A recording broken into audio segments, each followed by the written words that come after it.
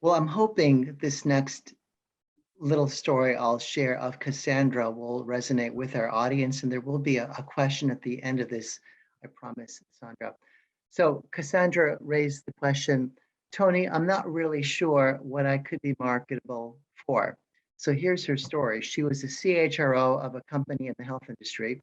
As the pandemic wore on, she found herself closer than expected to the front lines of the fight against COVID-19. So all day she would hear stories about hospitals exceeding 100% ICU bed capacity and witness firsthand the rising death counts.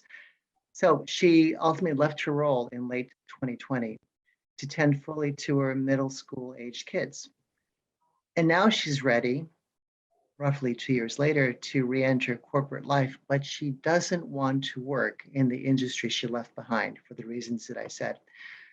So there you have it, someone who's been through a lot on a level that many of us were not. And now she doesn't want to go back to what she used to do. What's the right next step for Cassandra? Well, to clarify the question, it sounds like she doesn't want to go back to that industry, but if she still is looking to be a top level HR person, then that becomes a scenario where we just have to repackage. And what I mean by repackage is creating a narrative.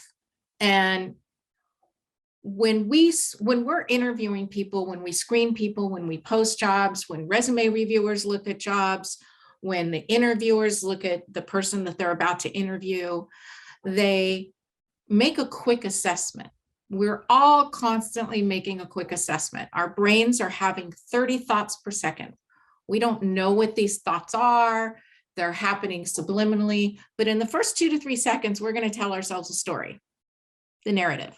And whatever story it is we tell ourselves, all we're going to do from that point forward is look for evidence to prove that right. So, you hear about it with the first impression, you never get a second chance for a first impression. So in Cassandra's scenario, we have to control that narrative.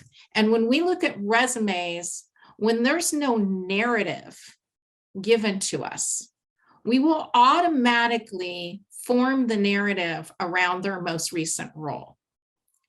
Now, if the most recent role is not what you want your narrative to be, or there's something about, and in her scenario, that's pretty good because it's just that there's something about that most recent role that she does not want her narrative to be. She doesn't want to be typecasted or pigeonholed into healthcare.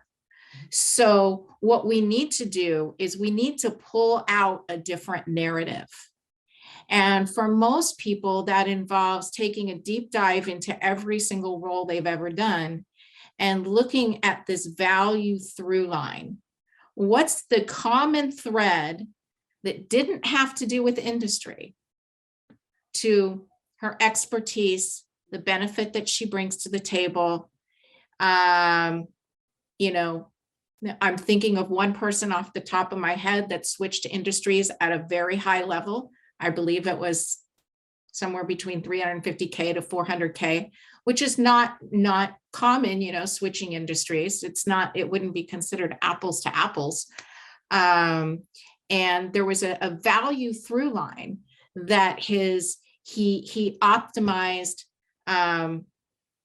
top and bottom lines in tight margin environments. So not talking about the industry, but talking about a value through line, a very through line through every single role that he's had, or most of them. And that we made that the narrative. And then secondly, the second part of that is to say, okay, well, if that's the context in the environment and we've pulled out something different, we could say large publicly held companies, we could say complex organizations that, some worded better, but getting money, government subsidized businesses, or we could pull out a lot of narratives. But then the second step is to say, and what problem are you particularly solving? So getting claimed as, oh, I scale global businesses. And so when the context, when a different context light has been shown on a different part of it, and you have the opportunity to control the narrative, and then the rest of the resume is illuminating that.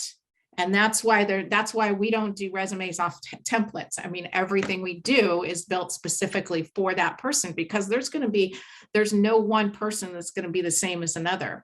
And then the second part to that, or the other part, is it can't just be about the collateral. It can't just be about the resume. It has to be also how she's optimized on LinkedIn. It also has to be how she talks about herself. And the very core of all of this is it has to be how she thinks about herself. And that is probably the biggest adjustment, because when she changes how she thinks about herself, because if you don't know something about yourself, you can't just walk out there and expect other people to see it. And when you know something about yourself, all of a sudden you see it places and you go, oh, wait, that's it. Now you can recognize it, and now you can communicate it. And that's what I immediately picked up from her story, Saundra, which is she associated herself with the industry in which she had long worked, but didn't really see her value outside of that industry, and tied, I guess, her sense of marketability, identity, to simply the role she'd been playing for so long.